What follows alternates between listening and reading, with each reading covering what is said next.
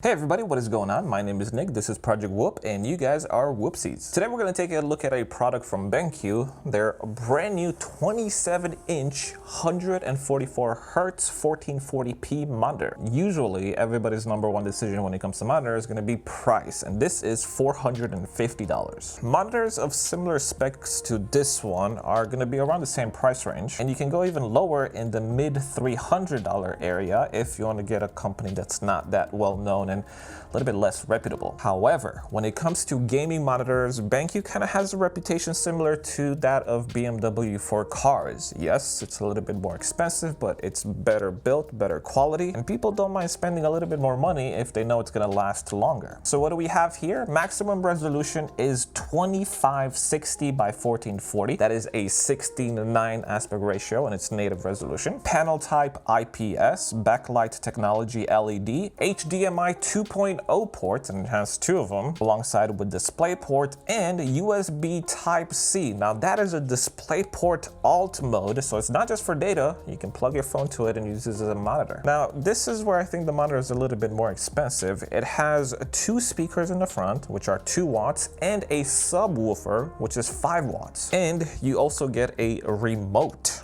Now this to me kind of feels like BENQ is trying to bridge that gap between a monitor and a TV. Personally, I don't judge people how they play games, because if you're playing a game and you're having fun, then you're doing it right. But there's certain games that you do need headphones for, and games that you don't need headphones for are the games like racing games, farming simulator, FIFA, maybe even Minecraft. I'm talking about games that you don't need to have pinpoint accuracy of where the footstep or where the gunshot is. Dare I say console gamers? A lot of the console gamers are casual gamers. They just have a TV and a controller, and they're just happy to waste time. This is a 144Hz monitor, and consoles at the moment don't go over 60 Hz. This monitor is literally too good for a console. I mean, you can use it, but that's like buying a 200-mile-an-hour Ferrari and driving it on dirt roads. You're just not going to get the full potential out of it. But maybe BENQ is trying to prepare for the future, because they did say that the next-gen consoles are going to be 120, 144Hz. So until they're out and we have it in our hands, we just got to go with what we got at the moment. Let me move this a little bit like so. I've looked at a couple of reviews and read some other stuff that people have been saying about this monitor, and the number one thing, and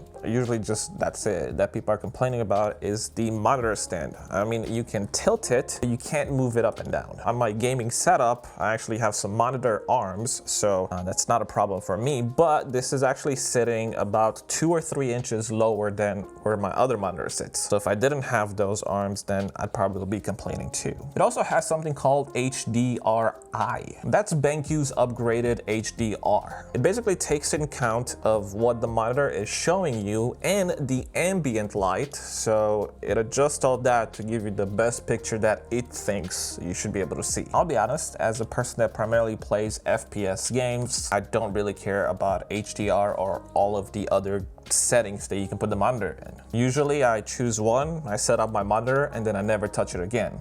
But if you wanted other profiles, there are there. The frame of the monitor, this thing around it, or the bezel, it's actually very tiny. You could even put another monitor here and another one there if you want to do like a racing setup. It's not the smallest, tiniest bezel that I've seen, but for the price, I was actually surprised of how close it is to the edge. I have tried recording some gameplay on this, but obviously I don't really have the camera set up for this, so it looks a little bit weird. I even tried the different monitor profiles and the HDRi.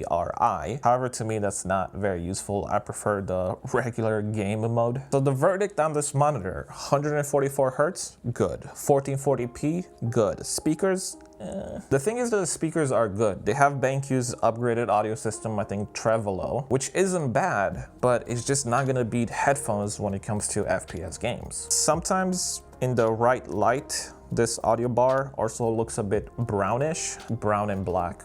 Kind of contrast weird. At the moment, they don't have a version without the audio bar, but if they would bring one of those out, I think the price would be even lower, and that would make this a killer monitor. It's a fairly thin monitor, and it's not heavy. If you need 144Hz 1440p and an audio bar, I think this is the monitor for you. Even if you never use the audio bar, it's still very cool. Plus, if you're looking for a monitor that you can control from your bed, and this one also comes with a remote. Hopefully you guys have enjoyed this video. Bless y'all's beautiful beautiful faces. Have an awesome time. I'll have some links in the description down below if you guys want to check out this monitor, and I'll see you guys in future videos.